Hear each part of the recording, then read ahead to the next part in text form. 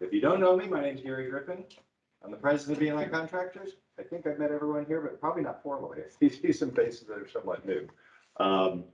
What we're here to do today is I'm going to share with you some details on how our employee stock ownership plan works. I'm going to try to share the details that I think are going to be important to you as you access the plan and help you learn, one, how the plan grows in value, how that value accumulates for you over time, and then also how and when you would receive your proceeds from the ESOP, in terms of when do you get your money, when can you use that money to support yourself. So again, that's what we're here for today. We're going to record this because we have 12 or 13 people online.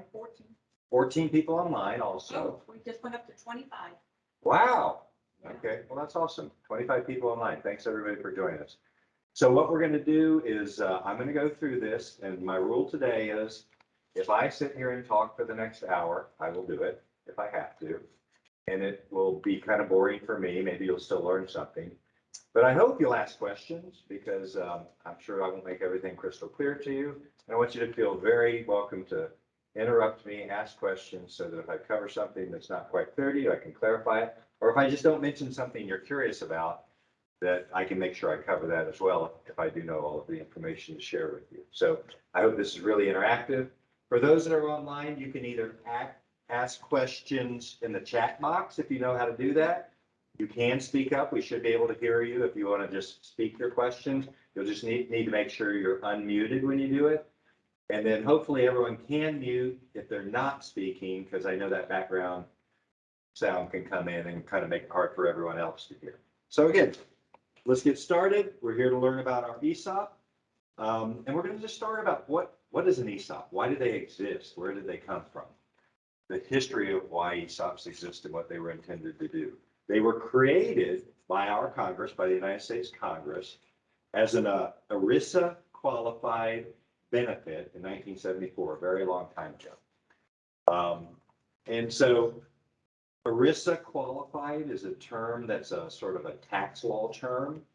It really just means we're going to give you some tax breaks because we want to encourage participation because we think it's a good thing for people to participate in this.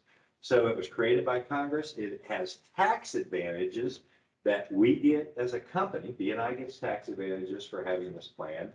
And you will also get tax advantages with your ESOP when you draw your money. It is very similar to a 401k. The advantage you get is you get to defer any taxes you pay until you draw the money out. So it's not added to what you earn in your paycheck for the work you do with B&I every week and every year. It's deferred. It still accumulates value, but it's deferred, and you don't pay taxes on those funds until you use it. The company also gets an incredible tax benefit. As a company, we don't pay any taxes on our retained earnings. When we make money, and we've made a lot of money over the years, we don't have to pay federal or state income taxes on our profits. And again, that's because they wanted to encourage companies to adopt this form of ownership. A key point is they intended, and our plan is intended, and the rules are written so that it encourages accumulation of capital money for our retirement. So it is not here to help us next week or next year unless we're getting ready to turn 65 years old. It is here so that when we retire, we have enough money to live a good quality of life and not have to worry about how we're going to fund it. Really cool thing because no cost whatsoever to you as a participant. Now, when you do the 401k, we match something that you put in, and it's a smart thing for you to do, I think, to put money into your 401k, but I will just point out that you have to put something in order to get the company to match it. With the 401k, you participate no matter what, so it doesn't cost you anything. Nothing comes out of your paychecks in order to fund this account. It happens automatically. And our ESOP, as I said, 1974, they were created as a very mature ESOP. It's been around for a very long time. It's been around since 1985. I actually didn't join the company until 1986. And so during my entire time at B&I, we have been under this ESOP form of ownership. So any questions about that? Pretty clear. This is a slide that is directly out of the ESOP summary plan agreement, which is the short version of the rules, which is only 60-something pages, right? That's the short version. The regular plan's a book. And that's what the IRS does. If you've ever tried to read IRS forms, they're pretty lengthy. You got to do a lot of stuff. But this is one statement I thought would help you understand. The purpose of this plan is to enable participating employees of the company and of any participating affiliates to share in the growth and prosperity of the company. So when we do better, you do better.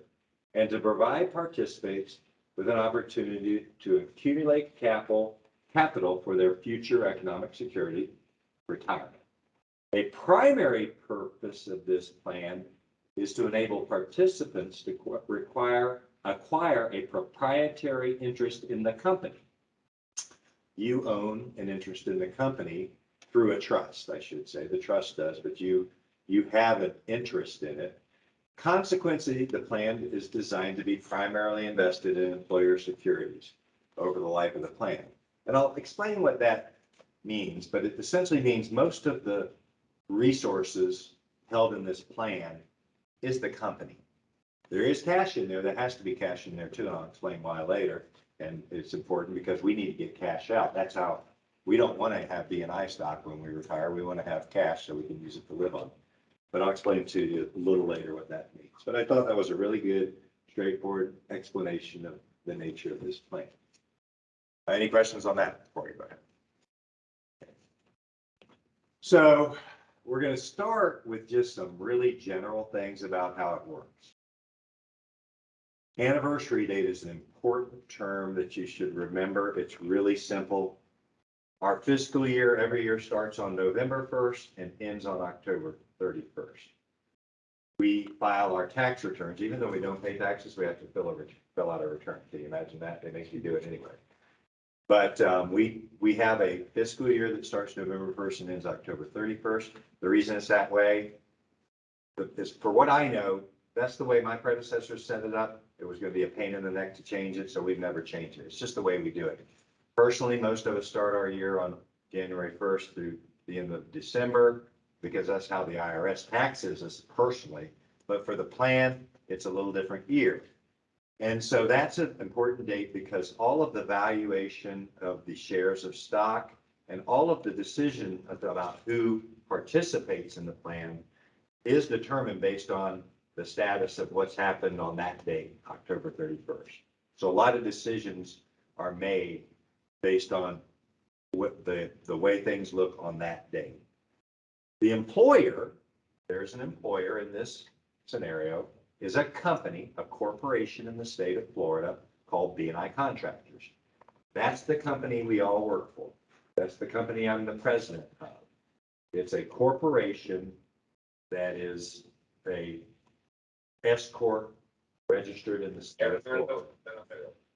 This is someone else joining, right? Was that a question or did someone join? Is now exiting. All right, I lost one. Okay, well, we'll keep going anyway. So the employer is B I Contractors Incorporated. And again, remember, I talked about the ESOP trust. The ESOP trust is a different corporation than B I Contractors Incorporated. They're two different legal entities. The trust has a plan committee. The trustees are myself, Jason Grabowski, our vice president, and Brian Kelly, our CFO. So there's 3 plan committee members. Our job as the plan committee members for this trust is to keep the records, administer, that means who worked how many hours, all of the important data that determines who gets what, administrate the plan. Administrate the plan means we can read the plan and carry out the intentions of the plan as they're written. And those rules are very tightly controlled by IRS records. And we're bound to carry out the terms of the plan as written.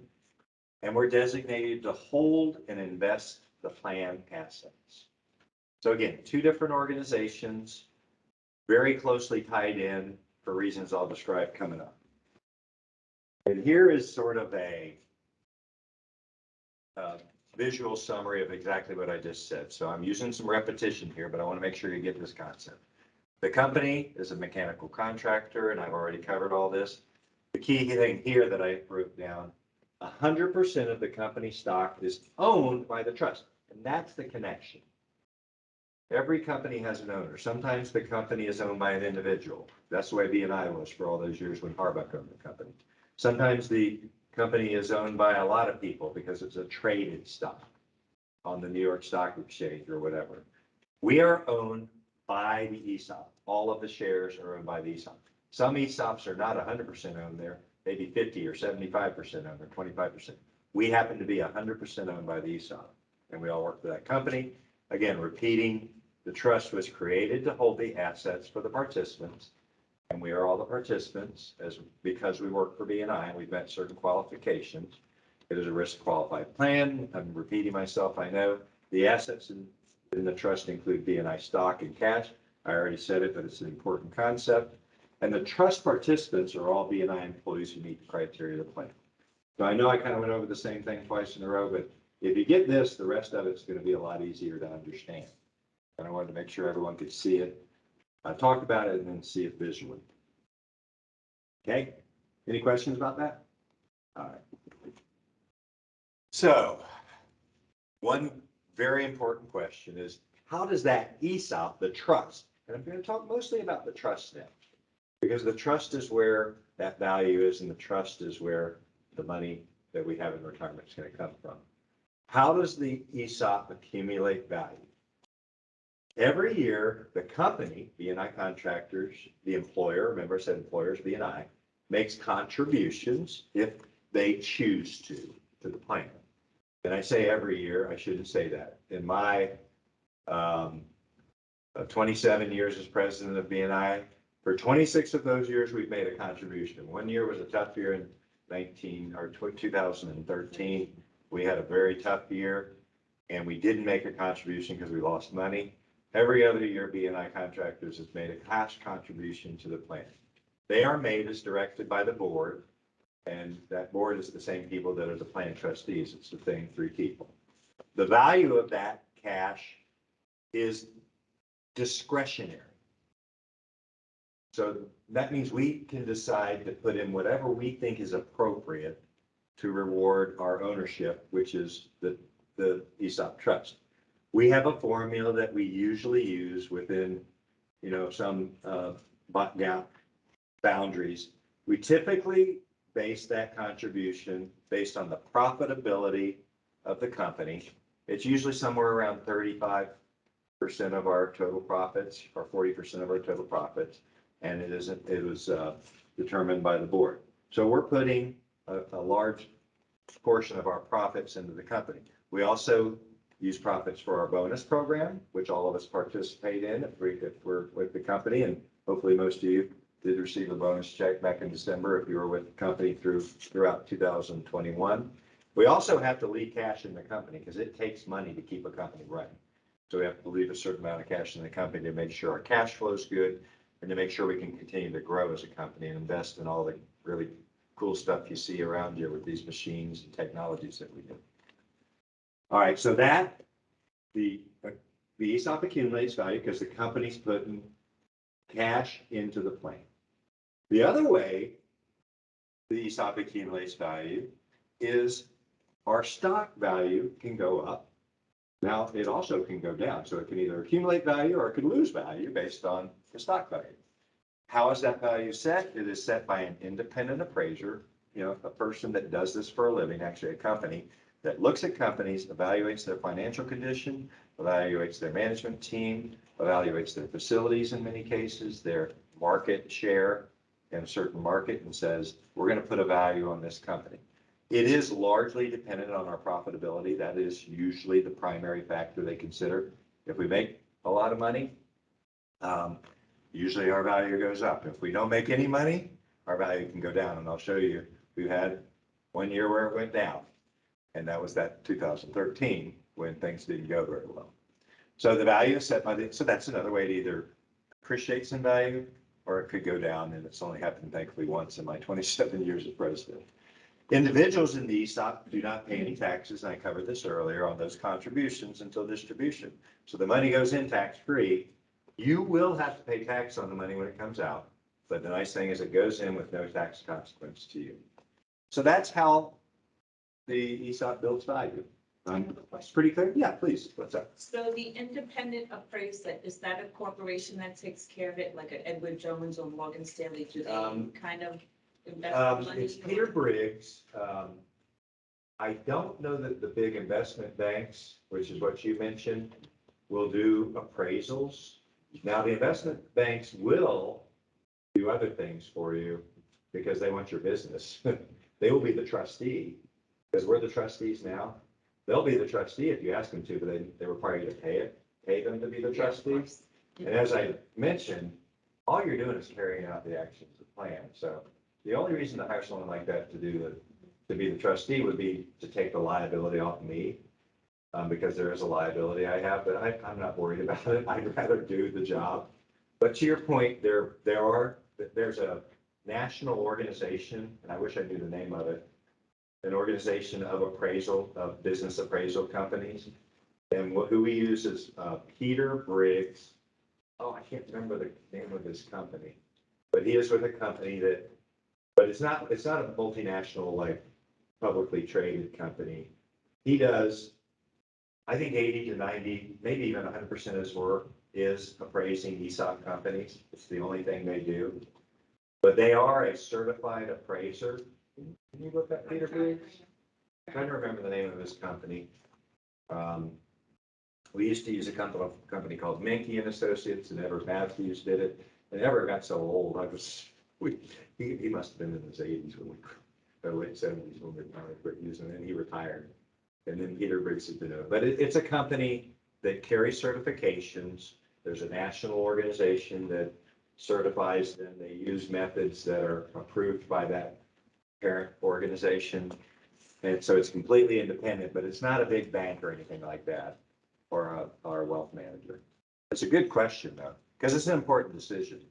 Yeah, because I didn't know if somebody was in charge of buying the stocks, selling the stocks, and doing all that. Is it kind of like that program? So that's a really good question. And here's an important thing to know. No stock is all of the stock is either bought or sold based on the conditions written in the plan. And I will cover that next. Okay. So you can't choose to buy this stock. You cannot choose to sell this stock based on your employment status and your age, whether you're retirement age or not, and other factors. The plan directs how stock is bought and sold. So there's no open market for this stock. It is completely controlled by the rules of the ESOP. Okay, it's a good question though, because lots of people wonder, one, would we ever create new stock? Corporations do that too. Is there any stock for sale that I can buy? And the answer to both those questions are, we've never created stock. We could if we wanted to. Usually when you create stock, you want to give it to someone as a perk or a bonus, but then you dilute all the other stockholders. So if we created new stock, if you imagine you take the number of stock from 80,000 shares like we have now and make it 100,000, you're going to dilute all of the original 80,000. So we felt that was unfair, so we've never done it. And again, the idea that there would be new stock to sellers or buy or sell, all of the stock is bought and sold within the ESOP based on the rules of the ESOP, which I will cover in the upcoming slides. But there's not any real wiggle room as to who buys it, who sells it, and how those transactions occur. Shareholder Strategies. Okay, yeah. So Peter Briggs' company is Shareholder Strategies, Inc. And coincidentally, I will have my call with him tomorrow at noon or 12:30 or something like that. Because he's going to do our call. He usually comes down, but last 2 years, he's decided to do it on Zoom calls because of COVID travel restrictions. He usually comes down and walks the facilities, but we're just going to have to describe it to him this year. Okay, good question though. And again, it'll be clarified as I go through the next few slides as to how some of those transactions, there are transactions going on. That's how the money ends up going out. And that's how you accumulate shares of stock in the plan. Okay. Okay. I think I just stayed in it. Do you want me to stay back? It's just too close. Okay. Right. All right, so eligibility and participation. When do I get to be part of, and this is mostly about accumulating shares and accumulating cash. Okay? So we're not talking about getting your money, we're talking about how do I accumulate value? You are eligible to be a part of the plan on the first day of any plan year that you get to 1,000 hours. That's about 6 months of work for a 40-hour work week. So if you work more than half the year, you are eligible. Now, in order to be a part to receive a portion of the contribution, that's that cash that the company, B&I, puts into the trust, the ESOP trust, you must be employed on the last day of the plan year to participate in the contribution. So there's one requirement to be eligible for vesting. That's you worked here 1,000 hours. There's two, to receive a portion of the contribution, get the 1,000 hours, and still be employed on October 31st. Get the contribution. All right. Does that make sense? So it's really a two-tiered process. Worked enough hours, you're in. Working here on the last day, you're in, and you get to participate in the money that was contributed to the plan. And I'll tell you how much of it, how it's divvied up later. But the one thing, and there's a vesting plan, I'm going to cover this. That's the next slide, I think. Vesting does not affect your ability to build value in the plan. A little ahead of myself. Everyone knows how vesting works. Do I need to go through the vesting? Do you understand it from knowing that the 401k? It's basically during your first year, you don't have any vesting. After 1 year, at the end of 2 years of service, you jump to 20%, meaning I get 1/5 of what's accumulated on my behalf. At that point, after 3 years, it goes to 40%, 60%, or 80%. Now, I want to be really careful with what I said. I said, at the end of 3 years, you get to keep 40% of what you've accumulated. In year one, when you don't have any vesting, you accumulate money in your plan at exactly the same way you would if you've been here 6 or more years.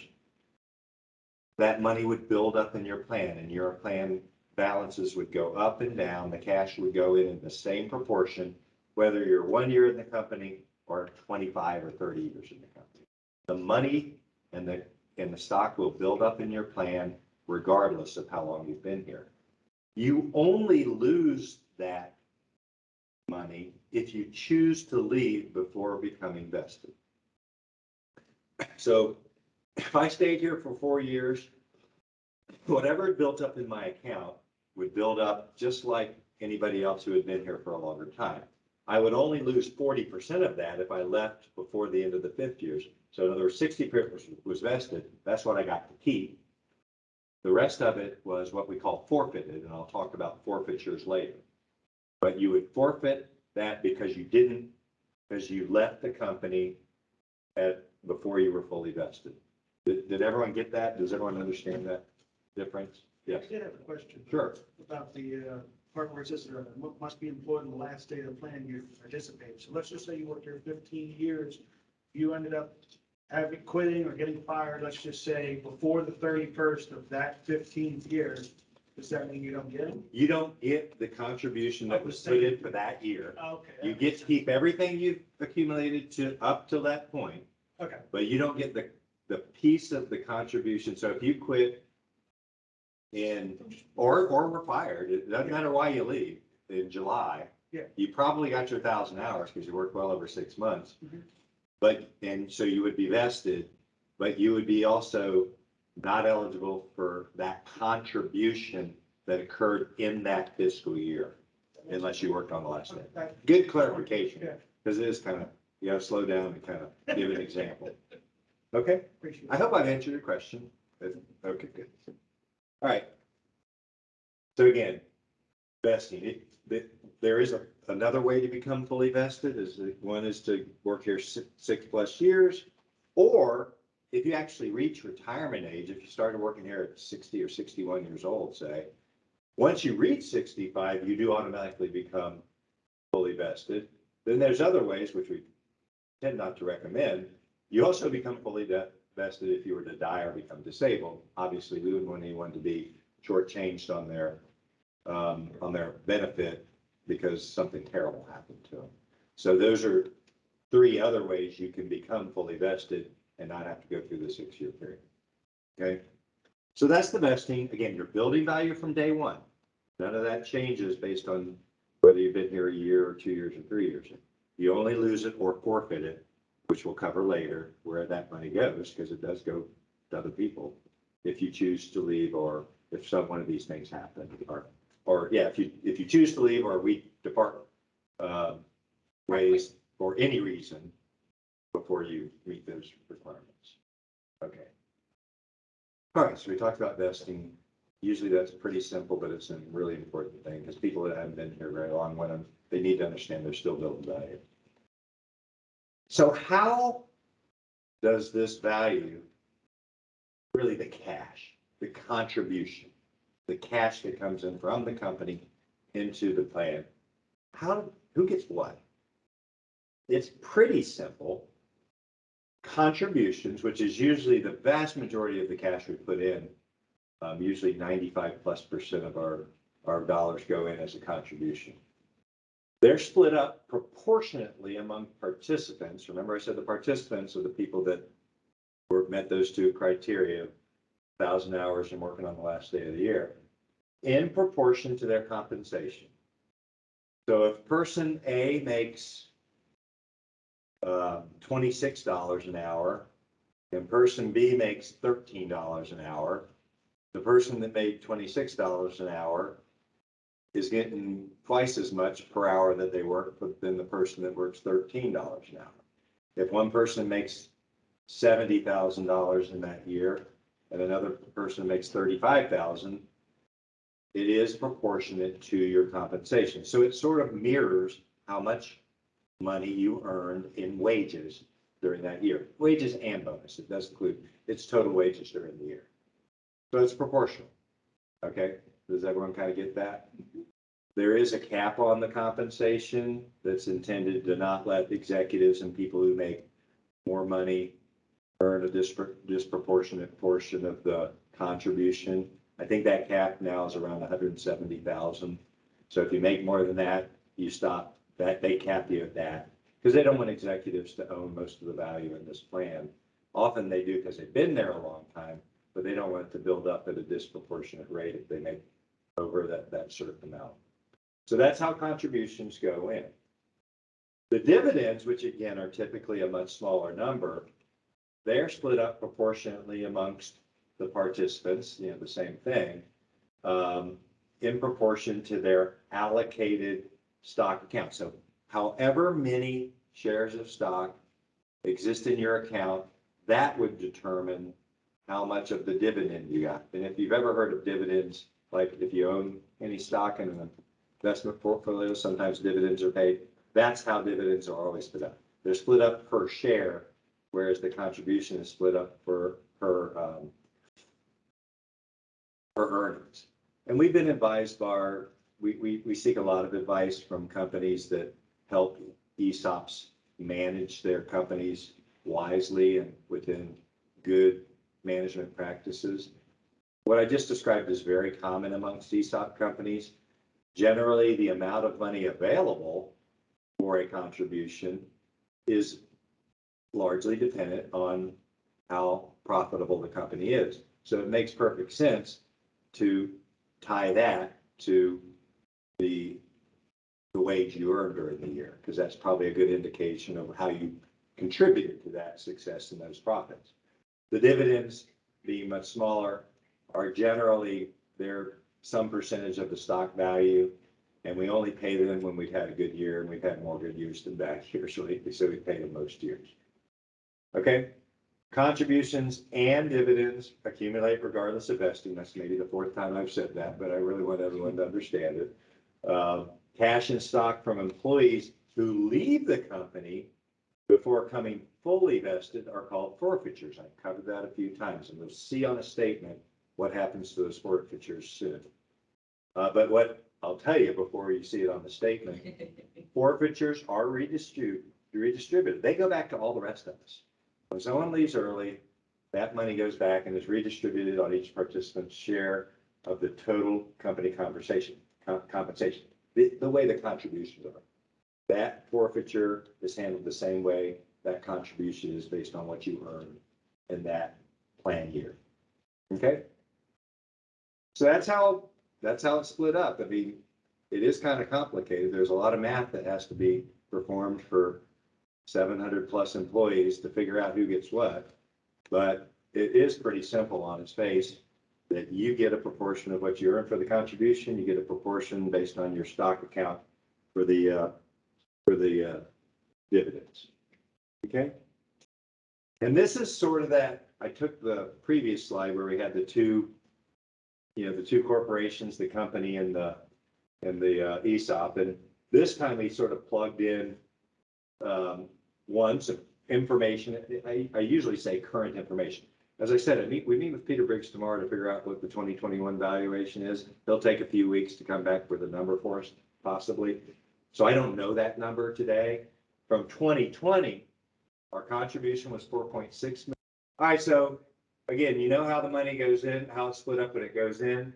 So I'm going to start over. These two boxes are really just that same sort of representation of the two entities, the company that we work for and the ESOP, but with some more information.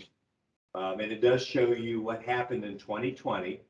So that's just pretty old information. It's from over a year ago.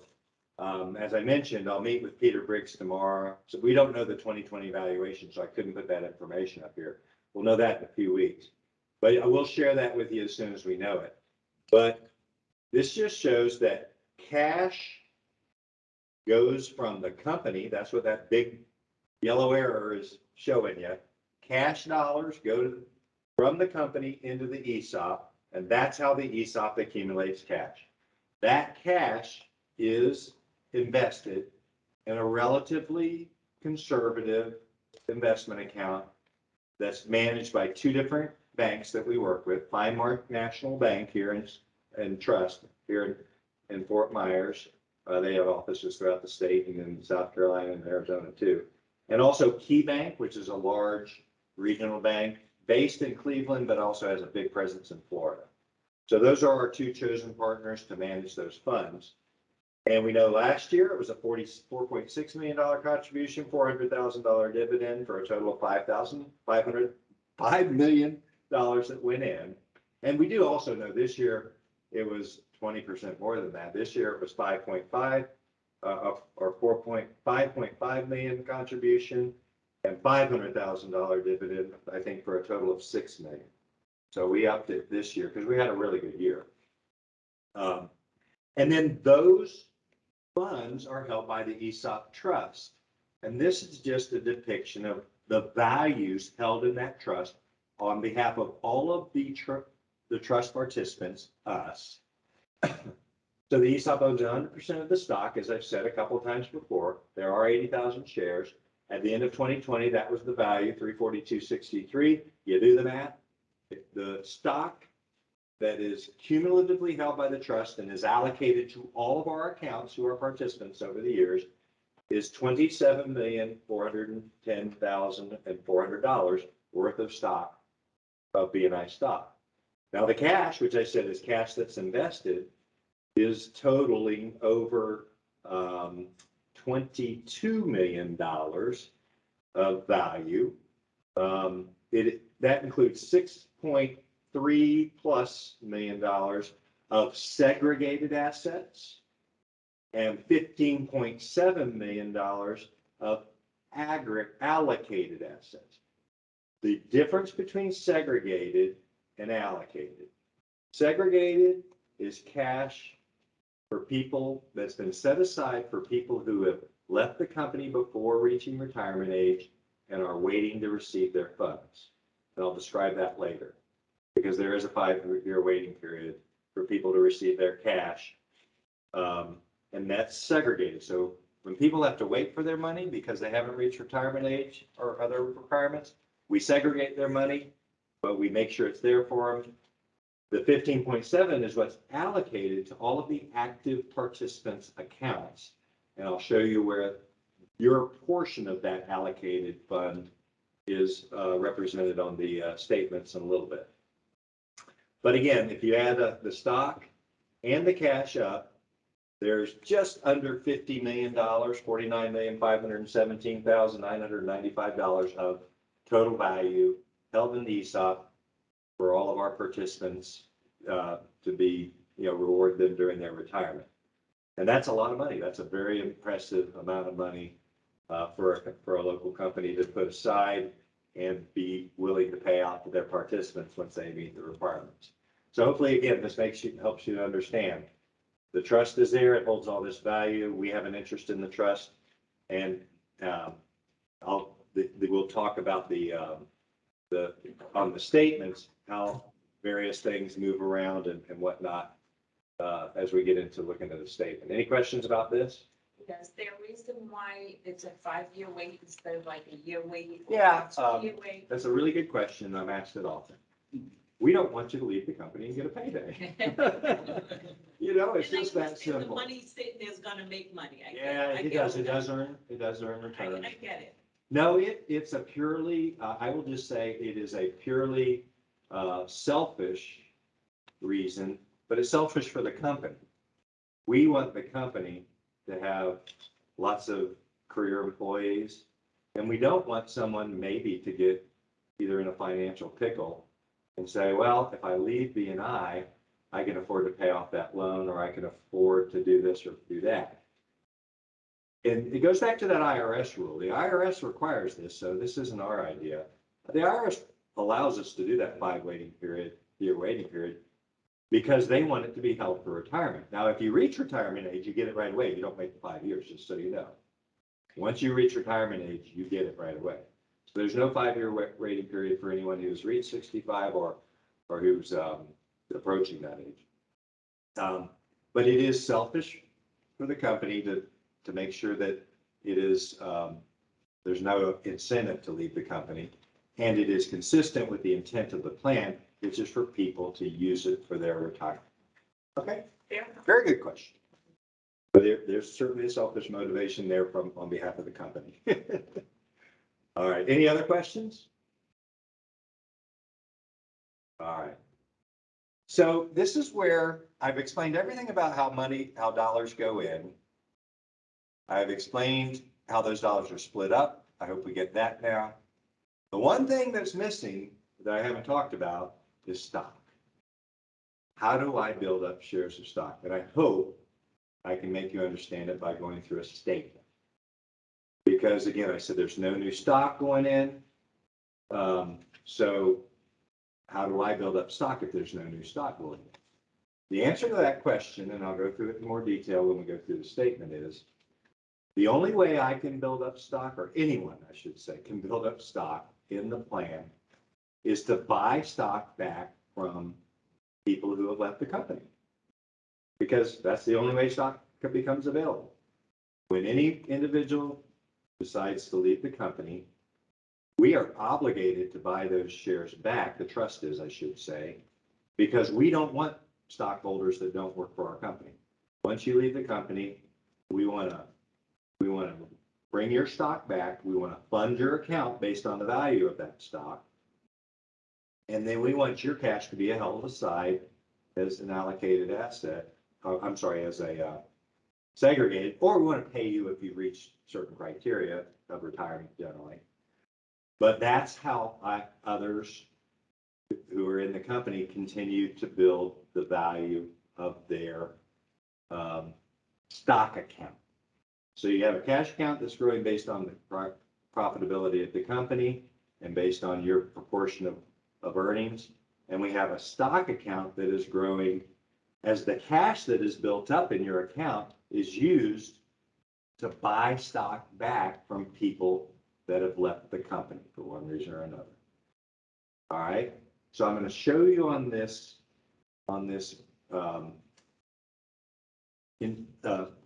certificate, how that works, I'm going to use the pointer a little bit. So we have two major categories that we're going to show.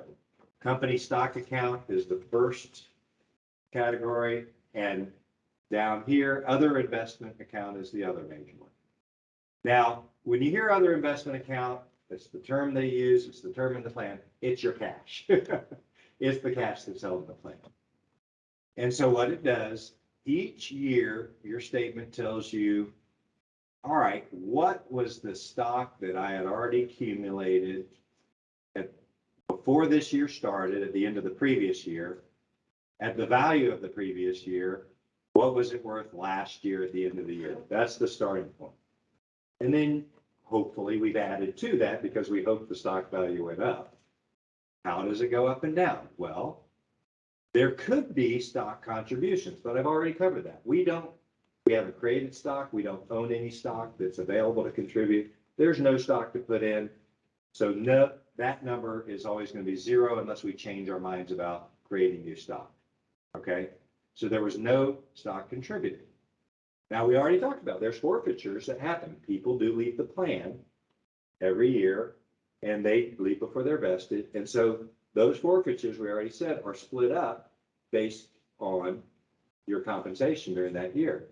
So a relatively small number of shares of stock have increased the shares of stock that this individual owned because they got a portion of it.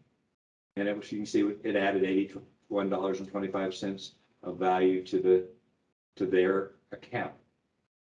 Now we have segregations and transfers. And I got to be careful with this because I've gotten confused between segregations and distributions. So shares that were sold to those who are not eligible to receive it, have not reached retirement age yet, are called segregations.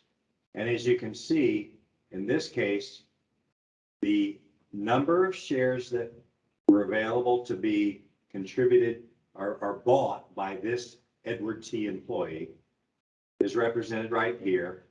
This person purchased $4,297.45 worth of shares from somebody who left the company but wasn't eligible to receive the funds yet because they weren't retirement age. They also bought 905. I'm jumping down a row.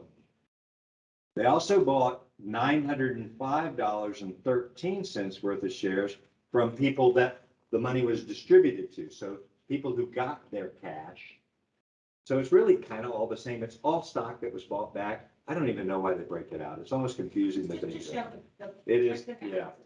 But both of those are shares that were purchased by this employee to add shares to their total number of shares. Then this number I skipped over, the gains and losses, that's actually the amount of dollars that were accumulated in this count because the price of the shares went from $311.88 to $342.63%. So the $3,104 is value that built up because the value of the stock went out over the period of the year. And it's only applied to that balance on 119 because we already calculated everything out based on the 342.63 for those forfeited shares. So that's a little complicated, but does everyone get that? I'll tie it all together down here because I was very intentional. You already had something to start with and you bought some new shares to bring into your account. So let's look at the cash value. There's again, just like the other, that's the cash you started the year with, balance on 11/19. Everyone see the arrow? I wish the arrow would stay there. It won't do it. Then contributions. Remember I said there's a contribution? So you can see this person, they got $7,631.37 of that contribution. Forfeitures, that's people who left the company and they gave up this money and it was split up with everybody else, so they got some of the forfeiture. Dividends, again, that's the that was based on the number of shares up here. So they got an additional $456.79 worth of cash dividends. But look at this. This is a negative number. This reduced your cash in your account because you used that $4,297.45 to buy $4,297.47 of stock. Remember I said we got to buy that stock. Your money that was in your cash account was used to buy that stock back. And then again down here, $905 was used to buy this $905 worth of stock that was just happened to be distributed to people who were qualified to receive their cash. So again, you see how you're using the money that's accumulated in your account to buy shares. And so that's how you build up shares. Now, one of the things that seems a little odd, but it's just the way it is. The amount of shares year in and year out is different. If a lot of people leave, more shares are available because we got to buy their shares back. If people with large accounts leave, there's more shares coming back in because over time they've probably built up more shares of stock. So it is different every year. Those numbers can be very different as to what you're buying in. And so that's something that we don't have much control over, and you certainly we don't have any control over it other than whether people are leaving or not. And you certainly have no control over it. But it's just the way the plan works. It's the only way we can make that stock available to everybody without creating new stock or having a bunch of treasury shares we held in the company to put into the plan. And again, the gains and losses, this $820, I skipped over that. That is just the investment earnings on that money for that year. And as you can see for 2020, it wasn't a real good year for gains and losses for 2020, mostly because that was our first beginning of COVID, right? You all remember that. And the stock market was kind of like just starting to come. We're lucky it was a positive because remember it had gone down 30-40% after March, and then it finally got back towards the end of the summer to even, and then by October it had gotten up to a growth. So we did have a growth in the 820. This year it'll be a bigger number because we had a really good stock market in 2021. But does everybody kind of get that now? That the amount of cash you have in your account determines how much stock you get to buy in comparison to everybody else. Because they don't take the same amount of cash out of everyone's account because everybody doesn't have the same amount of cash. You take it out in proportion to the size of the cash account. So the more cash you build up over time, the more stock you're going to get when people have to sell it back. But it is true that from year to year, there could be differences. There will be differences in the amount of stock that's available to buy back. We're only going to buy back the stock of people who have left the plan. Okay, you have a question? Yeah. Question is, with more than 700 employees in the contribution, less for a full vested employee. Say it louder so everyone can hear you, okay? Or I can read it. Whatever you prefer. I'm not You leaving should my probably box. read it because you're, yeah. You should probably read it. Okay. All right. With more than 700 employees, is the contribution less for a full vested employee? Or are we making more money because we have more jobs? Not sure. Let me think about that. So yes, with 700 employees, even though we did more dollars in we did a total of 6 million versus 5 million. You are correct. You're not automatically going to get 20% more because we went from $5 million to 6 million. So the answer to your question is, in percentage of wage, it's about the same. So you're probably not going to see a much larger contribution go into your account this year over last year, because as a percentage of the total earnings, we had a higher payroll with more employees. So it'll probably be about the same, because I think in 2020, the contributions ended up being about 10% of the payroll. And in 2021, it was about 10% of the payroll again. So hopefully I've answered that question. It's not probably less. It was more money, but because it was split up amongst more people, it's probably going to be a similar amount of money that accumulates in your account. Did I answer the question, whoever asked that question? That was It was Doug. Doug's here. Doug, was that clear? Did everyone get that? Yes, it was. Yeah, there's no question. It's a really good point. And I actually had someone come to me and say, every year you put more money in, and every year I get the same amount of money, and one year I even got less, and it does happen. And the reason is there's more people to split it up with. So that is a really good question. And that's part of growth. And that 10% is another target we look at for contributions. I mean, we think 10% is a pretty awesome, don't have to do anything but be here to get it. Nancy Driscoll wants to know. Okay. What do we buy? And I would ask her to elaborate on that question. Or she asking, who is we? Participants. Participants, is that Well, what you're? do we buy? Do we buy is not a question. Give me the full question. That is the question. That is the Do question. we buy what? Yeah, that's what I'm waiting for her to text. That's why we're saying. I just asked, Gary, during your presentation, you've mentioned multiple times about that you would buy stock. That's not, we don't buy it. The company does, the Very holders. good point, and it's not the company. I mess up sometimes and say that too. The trust is buying back the stock. So the trust is buying back the stock. The trust is taking money though from your account. Okay. Because the trust, all the stock, all the cash that I gotta slow down. All of the cash that the trust has is allocated to all of your accounts. So the only way the trust has any money to buy stock is to pull dollars from your trust account. And I'll show you again, to pull dollars from your trust account. And then, so they take cash out of your trust account, they pay out the segregated participant, but then they put that stock back in your account. So it's like a $0 transaction. You lost this much cash, you gained this much stock, you didn't lose anything, and you didn't gain anything, but you now have a higher percentage of stock.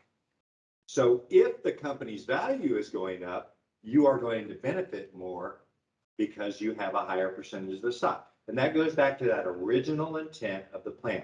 We want you to have I can't remember the word they used, but they want you to benefit when the company is successful. Yeah. That's a good question, Nancy. Did that address it? Okay. Yeah, she says understood. Good. Yeah, that's a good question. And that's a really important concept, that the stock is bought back and the individual gets to keep the money. In your account, it's really just a trade of dollars for for stock, and it will over time. And I will tell you, most people that have been here, I'm going to say most people that have been here, say 7 or 8 years, 9 years, they tend to have accounts that look something like this one, where the amount of stock and the amount of cash are pretty close. People that have been here maybe 12 or 15 years, they will tend to have a lot more stock and a lot less cash because they have accumulated stock. And the stock never goes back out once you accumulate it until you sell it back. But the cash has to keep coming out to buy the stock. Usually new cash comes in, but it has to go out to buy the stock. So that is the difference. You haven't been very, very long. Most of your value is going to be in cash. You've been here kind of in the middle. Most of your value is pretty evenly split. You've been here a longer time, you're going to have a lot more stock than cash. Just the way it works, because the way over time you accumulate stock. The good thing is the numbers going up every year if we're successful. And most years we've been successful. Okay, good questions. Anybody else? All right, so we're getting close. I hope you understood that. I know it's, some people like numbers and some people kind of get, turned around by them. So if you didn't, we'll do this again. You can come back and hear it again. Repetition is the mother of learning, I think. So that's why I say things 3 or 4 times. So distributions, when do I get my money? Because I think we've covered almost everything. This is really the last thing. We've talked about the rules and how you participate. We've talked about the cash that goes in. We've talked about the stock. We've talked about how stock builds up. When do I get my money is sort of that last and most important question if we ever. Oh, they Let's lost do it, count, they Susan. lost count again. It's lost them again. Yeah, we need to quit. I'm I'm not sure what it is. Well, I'm just saying, if we don't get rid of this thing down here, we can No. just open that. Yeah, And how do we bring that up again? You have to escape. I know, that's why we should leave it there. And I always regret it when I get rid of that little box. I can still hear you. You're, Oh, you you're coming- can? Yeah.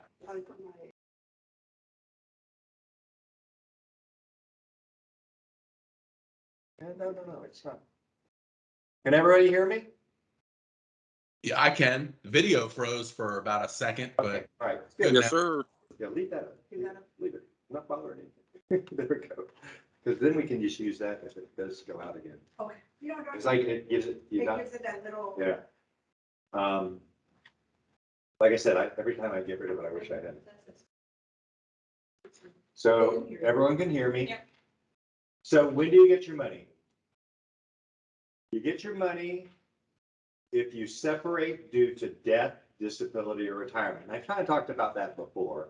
Obviously, retirement is the preferred method, but it is, I think, comforting to know that if I were to die, if I were to become disabled, I'm going to get my money. But that'll result in the distribution of your plan benefit in a lump sum during the plan year that follows the plan year in which you separated from service. That last piece is a mouthful. I like to say it this way. You get your money due to death, disability, or retirement as soon as we can figure out what we owe you. Okay? And I say it that way because you may have participated in a contribution or something during that year, and or the value may go up or down for the stock, and we don't really know how much you're owed until we finish the plan year, do all that math, and then get you paid. So if you were to become disabled or die, if you die, obviously your beneficiaries would get the money probably anywhere from 6 months to a year and a half later when we figure out what you were owed, because you were still a member of the plan, and we got to send all that paperwork off on October. And we don't do it on October 31st because it takes us forever to close out the year. But you send it off for all that paperwork. But we get it to you as soon as we know what we owe you.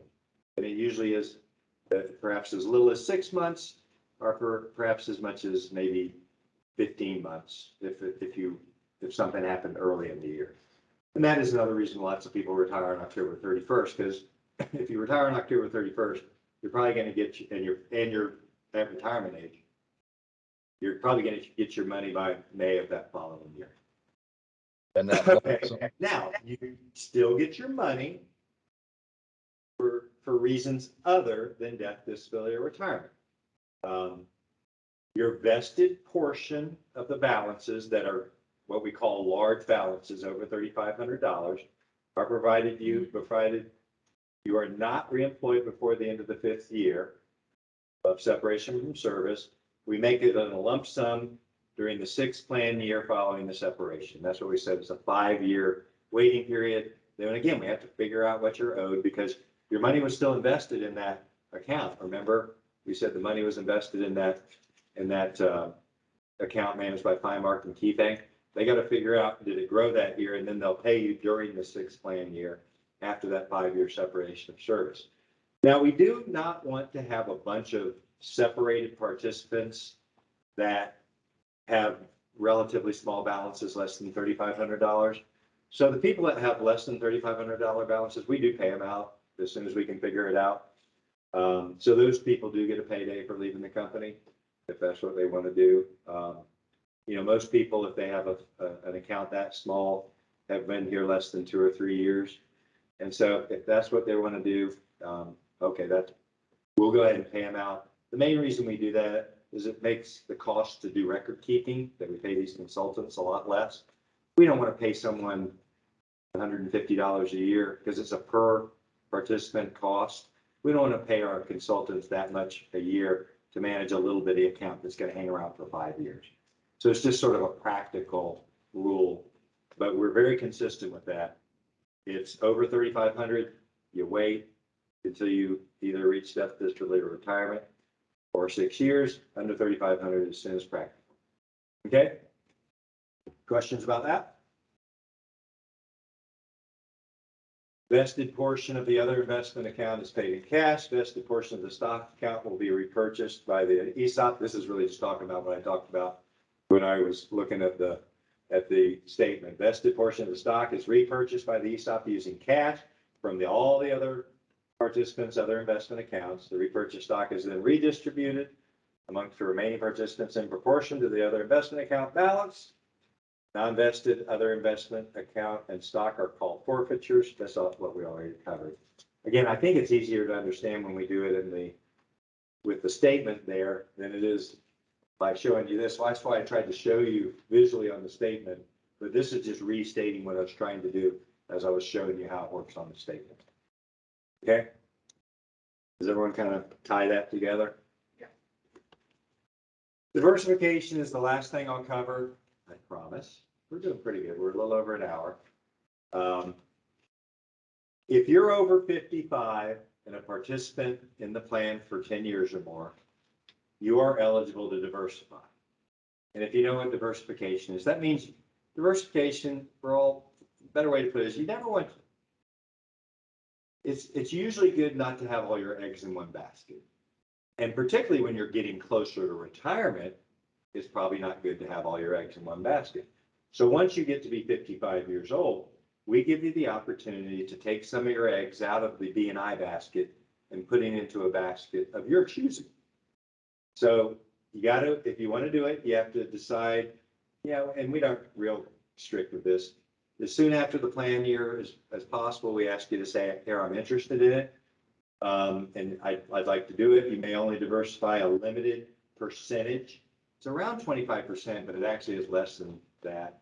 And it's very complicated to explain that, but it's something less than 25% of your current stock balance, or your total stock balance that you can diversify. So it's a portion of it, but again, it allows you to take some of those eggs out of the B&I basket, and then you can get a check. If you don't roll it over into another qualified account because you're not 65, you're going to pay a penalty just like you would with your 401k if you rated that early. But if you're not 65, you can roll it over into another IRA or even a 401k type account, add it to that account, and you can keep its ERISA qualified status. So that's the next bullet point. If you elect to roll into another ERISA qualified account, you do not pay a penalty. If you just take the cash, you're going to pay a 10% penalty and your normal tax rate on top of that. So it's something that I think everyone should consider. I'm at the age where I can diversify. I haven't done it yet, but I may do it soon because I'm getting to the age where it may be smart for me to take some of my eggs out of the B&I basket. But it's honestly, if you see what the stock's done over the past few years, well, what a perfect segue. The stock has really done well over the past few years. Yeah, we can see that it did hit a flat spot during those tough years between really 2011 and 2015. It barely went anywhere because it was tough times for the company. It didn't go down though. It went down the 1 year, but it recovered over time. But look at what we've done since 2015. A lot of success as a company, a lot of growth as a company. Certainly more employees sharing in that growth. But if you had stock in the plan during that time, you've really seen some very, very solid growth in the value of your plan based on this company becoming far more valuable. And that's why some people say, why do we grow this company? My job is to reward our stockholders because, so you buy stock because you want it to grow and help you make money. And that's what we're trying to do when we grow our company. We're trying to make a little more money, and we're trying to reward our stockholders by making more money. You have a question? Yeah. So, David Moore is asking, in the example certificate, the stock price grew at approximately 10%. How much did the existing cash portion grow for them? Yeah, that's a good. Not talking about the new contributions, but the amount that they have sitting and cannot buy stock. So David, you want to know how the cash value went up as a proportion of the amount of money in the account? And the answer to that, am I understanding that right? Yes, yes. Yeah. And David, I'm just going to say the amount of cash growth in your account has nothing to do with how much cash you already have in your account. Because remember, we said the cash is distributed largely based on your earnings that year.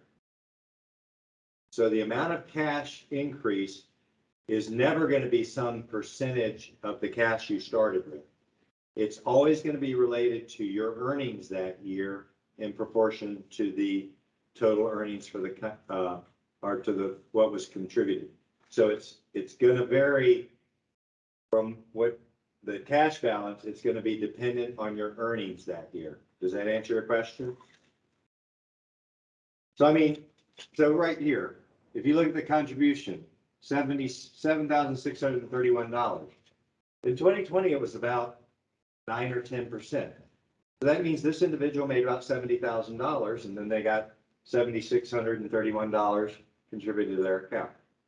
And they made about $70,000 with the company, right? Because it's a percentage of your earnings. Does that answer your question, David? Yeah, well, the cash in holding that's sitting there, the cash balance, I'm assuming that's invested in some kind of money market or? Okay, yeah. So that's this number.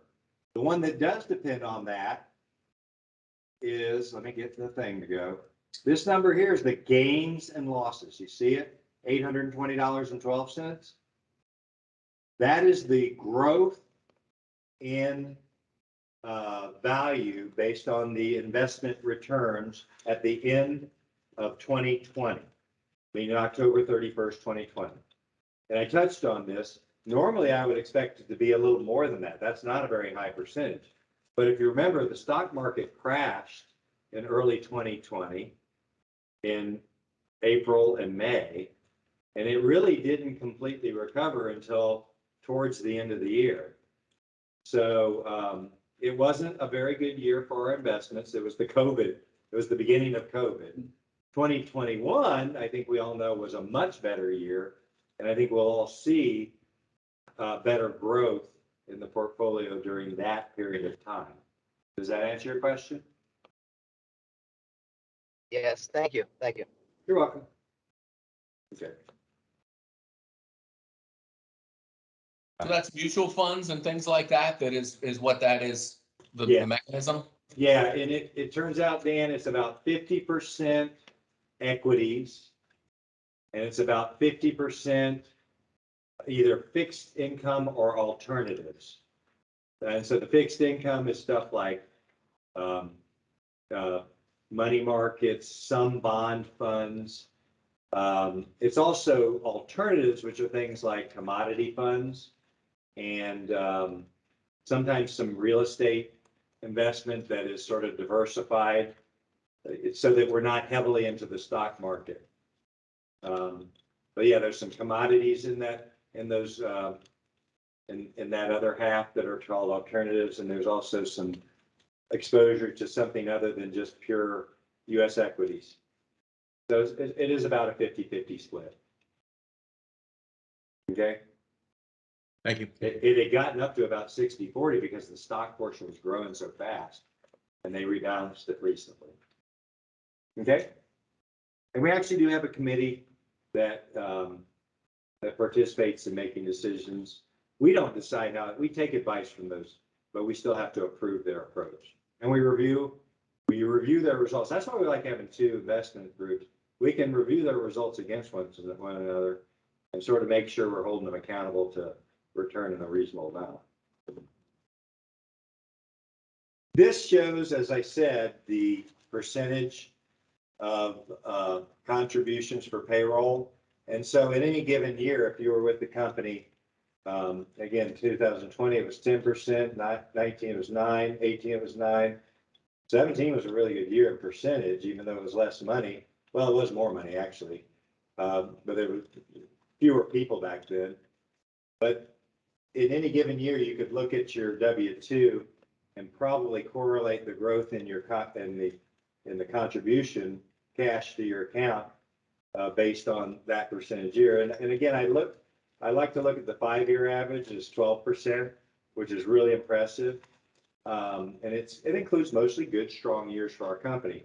But even if we include 4 really tough years for the company, 2011, 12, 13, and 14, the worst 4 years of my career here, you average that 10-year average, and we're still over 8% per year on average that came into your account as a percentage of earnings.